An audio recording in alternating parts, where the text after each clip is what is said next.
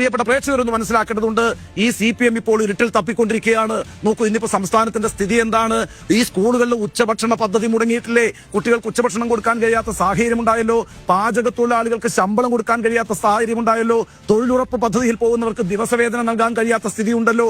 കെട്ടിട തൊഴിലാളി ക്ഷേമനിധി അവസാനിച്ചിട്ട് എത്ര നാളായി? അതുപോലെ തന്നെ ആരോഗ്യരംഗത്ത് സ്നേഹീകരണം പദ്ധതി, ആശാപൂർവം പദ്ധതി, ഇതെല്ലാം മുടങ്ങിയിട്ട് നാളുകളായിരിക്കുന്നു. എന്ന് മാത്രവുമല്ല, കാരുണ്യ പദ്ധതി പോലും മുടങ്ങുന്ന സാഹചര്യമാണുള്ളത്.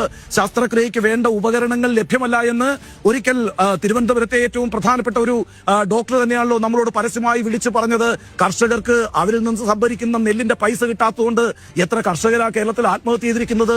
ഇതൊക്കെയാണ് കേരളത്തിന്റെ റിയാലിറ്റി എന്ന് പറയുന്നത്. ഇനിയിപ്പോ ക്രമസമാധാനത്തിന്റെ കാര്യമെടുത്താൽ ഓരോ ദിവസവും കസ്റ്റഡി മർദ്ദനങ്ങളുടെ വീഡിയോ പുറത്തു വരുന്ന സാഹചര്യമാണല്ലോ സംസ്ഥാനത്തുള്ളത്. എന്നും മാത്രവുമല്ല, എത്ര കസ്റ്റഡി മർദ്ദനങ്ങളാണ് കഴിഞ്ഞ 9 വർഷത്തിനിടയിൽ കേരളത്തിൽ സംഭവിച്ചിട്ടുള്ളത്.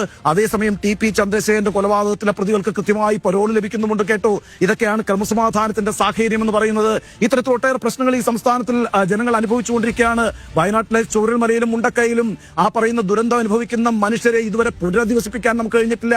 കേരളത്തിന്റെ വനമേഖലയിലെ വന്യജീവി ആക്രമണം എന്ന് പറയുന്ന എത്ര മനുഷ്യജീവനുകളാണ് എടുത്തിട്ടുള്ളത്. അപ്പൊ ഇതെല്ലാം ജനങ്ങൾ കണ്ണു തുറന്ന് കണ്ടുകൊണ്ടിരിക്കുകയാണ്. അവർക്ക് ചില ബോധ്യങ്ങളുണ്ട്. ആ ബോധ്യങ്ങളുടെ അടിസ്ഥാനത്തിലാണ് തദ്ദേശ തെരഞ്ഞെടുപ്പിൽ അവർ UDF-ന് അനുകൂലമായിട്ടൊരു വിധി എഴുതിയിരിക്കുന്നത്. ഇവിടെ സർക്കാരിനെതിരായിട്ടൊരു തരംഗവുമില്ല എന്ന് പറഞ്ഞ് കണ്ണടച്ചിരുട്ടാക്കാനാണ് ഭരിക്കുന്ന പാർട്ടിയായിട്ടുള്ള CPM